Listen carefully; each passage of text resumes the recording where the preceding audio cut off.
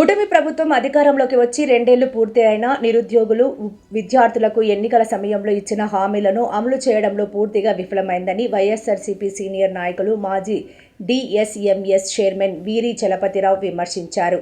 కోవూరు వైఎస్ఆర్సీపీ కార్యాలయంలో నిర్వహించిన విలేకరుల సమావేశంలో ఆయన మాట్లాడుతూ 20 లక్షల ఉద్యోగాలు, నెలకు 3,000 నిరుద్యోగ భృతి హామీలు అమలు కాలేదని, విద్యా దీవెన, వసతి దీవెన వంటి పథకాలను నిలిపివేసి విద్యార్థులను ఇబ్బందులకు గురి చేస్తున్నారని ఆరోపించారు. అలాగే మెగా డిఎస్సి కూడా నిరుద్యోగ యువతకు నిరాశే మిగిల్చిందని తెలిపారు. అదే సమావేశంలో వైఎస్ఆర్సీపీ మత్స్యకార విభాగం రాష్ట్ర అధ్యక్షుడు కొండూరు అనిల్ బాబు మాట్లాడుతూ ఎన్నికల మేనిఫెస్టోలోని హామీలను ప్రభుత్వం పక్కన పెట్టిందని విమర్శించారు. ఫీజు రియంబర్స్మెంట్, నిరుద్యోగ భృతి వంటి కీలక హామీలను అమలు చేయకపోవడమే కాకుండా డిఎస్సి నియామకాల్లో అవకతవకలు జరిగాయని ఆరోపిస్తూ సిబిఐ విచారణ జరిపించాలని డిమాండ్ చేశారు. గత వైఎస్ జగన్ ప్రభుత్వంలో 1.32 లక్షల సచివాలయ ఉద్యోగాలను పారదర్శకంగా భర్తీ చేశామని, ప్రస్తుత ప్రభుత్వం మాత్రం ఉద్యోగాల కల్పనలో విఫలమైందని విమర్శించారు. జగన్మోహన్ రెడ్డి గారి ప్రభుత్వమే. ఎందుకంటే పథకాలు ఇవ్వడమే కాదు, రాకపోయినా కూడా సచివాలయంకి వెళ్ళి వాలంటీర్ల ద్వారా అన్ని చేయించారు.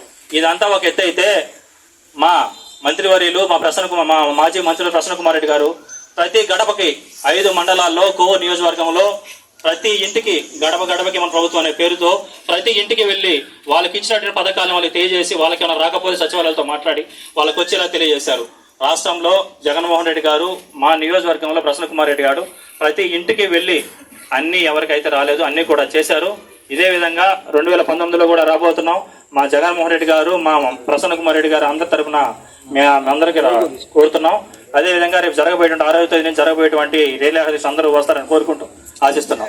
ధన్యవాదాలు.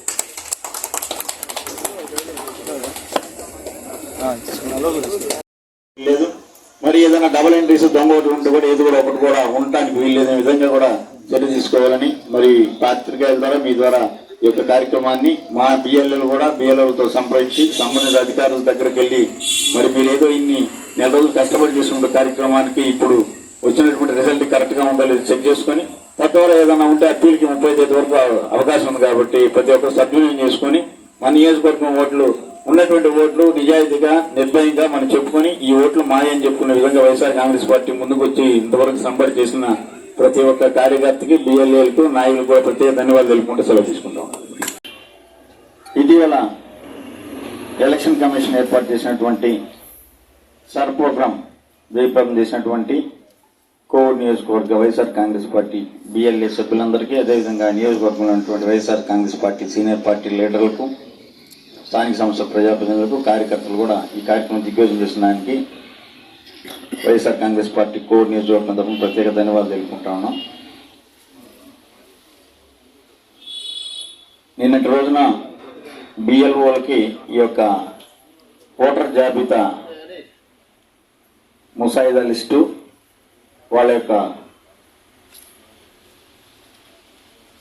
ఫోన్లో కూడా రావడం జరిగింది. సంబంధిత బిఎల్ఓల్ని బిఎల్ఏలు కలిసి వాళ్ళ దగ్గర ఉన్నటువంటి ఆ లిస్టు, మనం 24వ తేదీ ఇచ్చినటువంటి లిస్టు మీ దగ్గర ఉన్నాయి. ఎన్ని మనం ఎలిమినేషన్ ఫామ్స్ ఇచ్చాము, ఎన్ని అప్లోడ్ చేసినారు, వాటిల్లో మరి మైగ్రేట్స్ ఎన్ని, డెత్లు ఎన్ని, డబుల్ ఎంట్రీస్ ఎన్ని, ఇవన్నీ కూడా వివరంగా ఒక దాంట్లో నోట్ చేసి అన్ని పార్టీలకు సంబంధించినటువంటి బిఎల్ఏ దగ్గర సంతకం స్వీకరించడం జరిగింది. తప్పకుండా ఆ యొక్క పేపర్ మీ దగ్గర ఉంది. దయచేసి మన వైఎస్ఆర్ కాంగ్రెస్ పార్టీ బిఎల్ఏలందరికీ కోవూరు నియోజకవర్గంలో ఉన్నటువంటి ప్రతి ఒక్కరు కూడా మనం చేసేది ఏంటంటే, ఒక పార్ట్ పూర్తి చేశారు, ధన్యవాదాలు. రెండో పార్ట్ కూడా మనకు 30 తేదీ వరకు కూడా అప్పీల్ ఉంది. తప్పకుండా అప్పీల్లో మరి ఏదైనా కొత్తగా ఫామ్ 6 అంటే ఓట్ జాయిన్ చేసుకునే అవకాశం ఉంది. ఫామ్ 6A అంటే మన భారతీయులు అండి, బయట దేశాల్లో ఉండేవాళ్ళు కూడా ఈ యొక్క ఫామ్ 6Aలో మరి ఇది కూడా అప్లై చేసుకోవచ్చు. మొన్న ఇచ్చిన మన లిస్టులో ఏదన్నా మిస్ అయిపోయేదన్నా కానీ మరణించిన వారు మళ్ళీ కూడా లిస్టులో కనపడితే మరి డబుల్ ఎంట్రీస్ అయితేనేమి, మైగ్రేట్స్ అయితేనేమి ఫామ్ 7 ద్వారా తొలగించవచ్చు. మరి ఆ కార్యక్రమం కూడా మరి మీరు ఇచ్చినటువంటి అడ్రస్లు అయితేనేమి, మీ తండ్రుల పేర్లు, మరి మీకు ఉన్నటువంటి ఏదన్నా కానీ తేడాలు వచ్చుంటే ఫామ్ 8 ద్వారా సవరించుకోవచ్చు. సో ఇవన్నీ కూడా ఈ నెల 30 వరకు అవకాశం ఉంటుంది.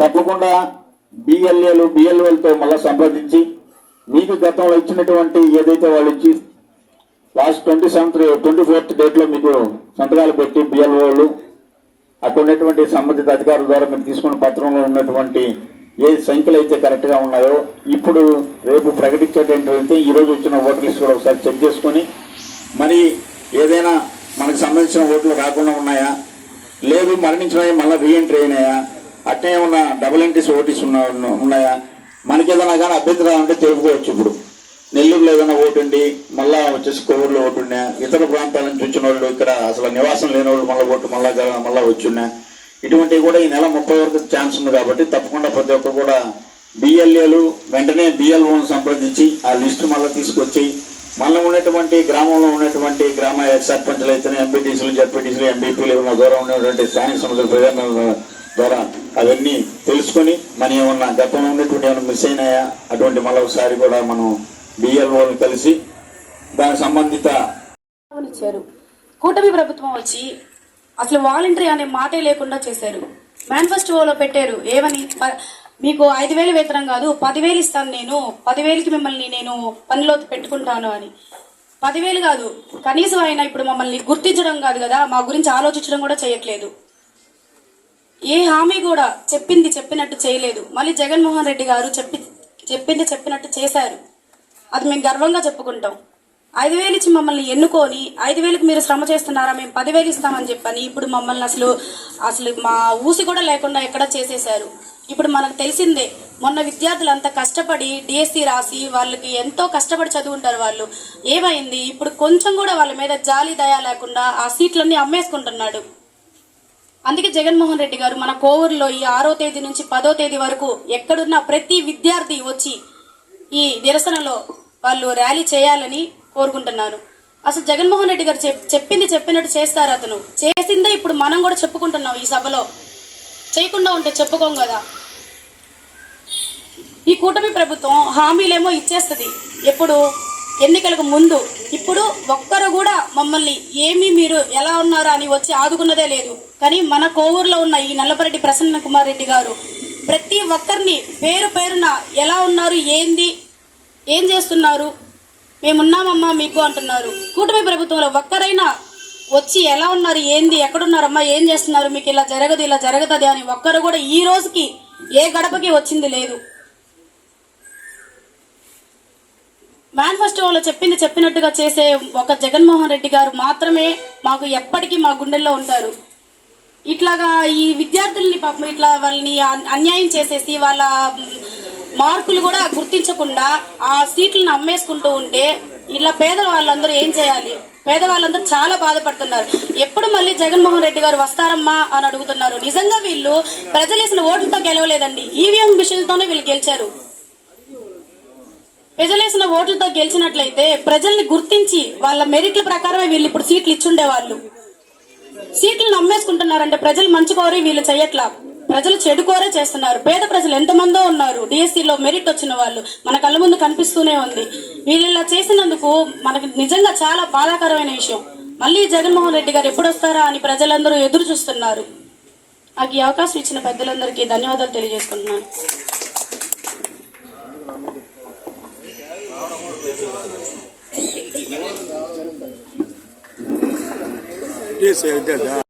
నుంచి వైఎస్ జగన్మోహన్ రెడ్డి గారు ఆదేశాల మేరకు 3వ తేదీ నుంచి 10వ తేదీ దాకా కార్యక్రమాలు పెట్టడం జరిగింది.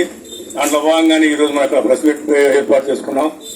ముఖ్య ఉద్దేశం ఏంటంటే పిల్లలు డిఎస్సి దాని మీదనే ఈ పోరాటం. ఎందుకంటే డిఎస్సిలో అవకతవకలు జరిగాయి, అది మీ అందరూ తెలిసిందే. మెరిట్ ఉన్న ఉద్యోగస్తులకి చదివిన వాళ్ళకి ఉద్యోగాలు ఇవ్వకుండా ఆయన పాదయాత్రలో లోకేష్ బాబు పాదయాత్రలో తిరిగిన వాళ్ళకి ఉద్యోగాలు ఇచ్చారని పెద్ద దుమారం రేగినా కూడా లోకేష్ బాబు దాని గురించి స్పందన లేదు. అందుకని వైఎస్ జగన్మోహన్ రెడ్డి గారు ఈ కార్యక్రమాలు చేపట్టడం జరిగింది. ఎందుకంటే మొన్న పేర్నాని గారు చూపించారు, మెరిట్ వచ్చిన అతనికి ఉద్యోగం లేదు, మెరిట్ లేని వాళ్ళకి ఉద్యోగం వచ్చింది. అదే నిదర్శనం. కాబట్టి జగన్మోహన్ రెడ్డి గారి పిలుపు మేరకు 6వ తేదీ నుంచి 10వ తేదీ దాకా ఊరు తాలూకా ఆఫీస్ దగ్గర నిరాహార దీక్షలు ఉన్నాయి. అందుకని ఖచ్చితంగా విద్యార్థులు తప్పనిసరిగా 6, 7, 8, 9, 10 రోజులు 5 రోజులు మన మాజీ మంత్రి వర్యులు ప్రసన్న కుమార్ ఆదేశాల మేరకు అందరూ వచ్చి పాల్గొని ఆ 4 రోజులు 5 రోజుల కార్యక్రమాలు జయప్రదం చేయాలని కోరుకుంటున్నాను. ఈ కూటమి ప్రభుత్వం వచ్చిన తర్వాత ఈ 26 నెలల్లో అన్ని అవతాకలే, చెప్పిన వాగ్దానాలు ఒకటి కూడా చేయకుండా ఏదో మోసపూరిత మాటలు చెప్పి ఇంటింటి ప్రచారం మొదలు పెట్టమని చెప్పారు బాబు గారు. ఏం చేసినా మొదలు పెడతారు? మీరు ఇచ్చిన వాగ్దానాలు ఏమి జరిగాయా? వీళ్ళకి ఇంతవరకు ఒక పెన్షన్ కూడా ఇవ్వాల. నిరుద్యోగ వృత్తి ఇస్తున్నారు 3,000 లేదు, శ్రీనిధి 1,500 ఇస్తున్నా అది లేదు, 50,000 పెన్షన్ ఇస్తున్నా అది లేదు. ఏమి లేకుండా ఇంటింటికి మేము బ్రహ్మాండంగా చేసాము చెప్పడం అనేది ఇది ఆశాస్పదం. అనవసరమైన ఖర్చులు. నిన్న కార్యక్రమం జరిగింది, మీరు చూసే ఉంటారు. భోగాపురంలో 2,000 కోట్ల ఖర్చులు. తర్వాత పోయిన సంవత్సరం యోగా దినోత్సవం జరిగారు, 2,000 కోట్ల ఖర్చు. అనవసరమైన ఖర్చులు పెడుతున్నారు కానీ అభివృద్ధి కార్యక్రమాలు ఏం చేయకుండా కూటమి పాలన ఏదేదో మోసపూరిత మాటలు చెప్పి వాళ్ళకు అనుకుంటున్నారు. రాబోయే రోజుల్లో గురి చెప్తారని అవకాశం ఇచ్చిన పెద్దలందరికీ ధన్యవాదాలు సెలవు తీసుకుంటున్నాను. నీకు జాబ్ ఇచ్చేస్తున్నాం. ఆడియో రికార్డింగ్ మన జగన్మోహన్ రెడ్డి గారు ప్రజెంట్ రికార్డ్ చేసి చూపించాడు. ఆయన అంటాడు లోకేష్ గారు, జగన్మోహన్ రెడ్డి చర్చికి రమ్మన్నావు. జగన్మోహన్ రెడ్డి చర్చికి వచ్చేది ఏందని అన్నీ నువ్వు చేసేసి ఉద్యోగాలన్నీ 40 మందికి ఉద్యోగాలు నువ్వు ఇచ్చి పండుకేసి ఈ విధంగా చేసి చర్చికి ఎందుకు వచ్చేది? ఓపెన్ సీక్రెట్ అందరూ కనపడతా ఉంటాయి. మనకు కావాల్సిన టార్గెట్ 6వ తేదీ నుంచి 10వ తేదీ జరిగే దాంట్లో విద్యార్థులందరూ పాల్గొని ఒక ఢిల్లీలో ఏం జరిగిందో చూపించి మన ఒక ఏకైక నినాదం లోకేష్ గారు రాజీనామా చేయాలి, మన విద్యాశాఖ మంత్రి రాజీనామా చేయాలి. ఏకైక నినాదం. మొత్తం కాలేజెస్ అన్ని కూడా మన నాయకులందరికీ కూడా దగ్గరున్న కాలేజెస్లు, దగ్గరున్న స్కూళ్లు అన్ని కూడా మొబిలైజ్ చేసి దాన్ని ప్రయత్నం చేయండి. మీ ఇళ్ల దగ్గర ఉన్న స్కూల్స్, డిగ్రీ ఇంటర్మీడియట్ దగ్గర నుంచి కూడా మాక్సిమం మనం ప్రయత్నం చేద్దాం. ఆ ధర్నా చేసే 4 రోజులు కోవూరులో ఎక్కడ సైట్, ఇప్పుడు ప్రసన్న కుమార్ రెడ్డి గారు ఒక సైట్ డిక్లేర్ చేస్తాడు. ఆ సైట్ దగ్గర 6వ తేదీ నుంచి కూర్చున్నప్పుడు అంతకుముందు సమైక్యాంధ్ర అప్పుడు కానీ ఎలా వచ్చారంటే ప్రసన్న కుమార్ దాదాపు 3-4 సార్లు మనం దీక్షలు చేస్తున్నాం. విపరీతమైన జనం మొబైలైజ్ వచ్చి మనం పిలవల కాలేజెస్ నుంచి అలాగే వచ్చేసారు. అదే విధంగా ఒక ఢిల్లీని మైపిరిపించేటట్టు రాష్ట్రంలో కోవూరులో ప్రసన్న కుమార్ రెడ్డి గారి నాయకత్వం ఎలా ఉందనేది, ఆయన ఏం చేసినా, ఎన్నుపోటు చేసినా, మెడికల్ కాలేజ్ చేసినా, ఇంకోటి చేసినా, విద్య మీద చేసినా, వ్యవసాయం మీద చేసినా, విద్యుత్ మీద చేసినా, ఏది చేసినా కానీ రాష్ట్రంలో మొదటి స్థానంలో మనం ఉంటున్నాం. అదేవిధంగా రేపు జరగబోయే 6వ తేదీ నుంచి 10వ తేదీ దాకా జరిగాయి కూడా రాష్ట్రం అంతా, జిల్లా అంతా మన వైపు చూడాలి. దయచేసి నా మాటలు విన్నందుకు మీ అందరికీ నమస్కారాలు. నిధులు సేకరించాను, పరిశ్రమలు వస్తున్నాయి, 23 లక్షల ఉద్యోగాలు ఇచ్చేస్తున్నాను.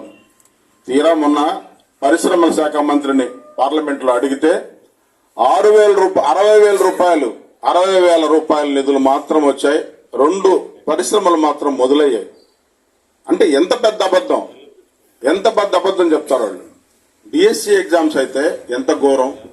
మామూలుగా టెట్ రాయాలి, టీచర్ ట్రైనింగ్ సెంటర్ టెట్ రాయాలి, లేదా బీఈడి చదవాలి. ఒక ఉద్యోగం చేయాలంటే టీచర్ ట్రైనింగ్ అన్నవి ఉండాలా, బీఈడి అన్న చదివి ఉండాలా. ఆ చదివినప్పుడు వాడు కామర్సా, బిఎస్సీయా, బీజెడ్సీయా ఏదో చదివినప్పుడు, బిఏ చదివినప్పుడు మ్యాథమెటిక్సా, సైన్సా, సోషలా, ఇంకోట అనేది డిగ్రీలో వస్తాయి. దానికి తగ్గట్టు డిఎస్సీలో ఎగ్జామ్స్, మ్యాథమెటిక్స్ లో ఇన్ని టీచర్స్ పోస్టులు ఉన్నాయి, సైన్స్ లో ఇన్ని టీచర్ పోస్టులు ఉన్నాయి, సోషల్లో ఇన్ని ఉన్నాయి, తెలుగులో ఇన్ని ఉన్నాయి, హిందీలో ఇన్ని ఉన్నాయి అని డిఎస్సీ ఎగ్జామ్స్ 16,000 మందిని పెట్టినప్పుడు ఇలా కేటాయించి ఎగ్జామ్స్ పెడతారు. దాంట్లో 2% స్పోర్ట్స్కి ఉంటుంది. స్పోర్ట్స్ అంటే ఏంటి? పథకాలు సాధించాలి. ఆయన రాష్ట్ర స్థాయిలో పథకాలు రావాలి, జిల్లా స్థాయి, మండల స్థాయిలో, ఇక్కడెక్కడ మన మండల స్థాయిలో లేకపోతే నేను ఇక్కడ టోర్నమెంట్ పెడితే దాంట్లో వచ్చాయి కాదు. రాష్ట్ర స్థాయిలో పథకాలు వచ్చిన వాళ్ళకి మాత్రమే 2% ఉద్యోగాలు. వాడు కూడా హెవీ 2% అంటే చాలా మంది వచ్చుంటాం పథకాల్లో.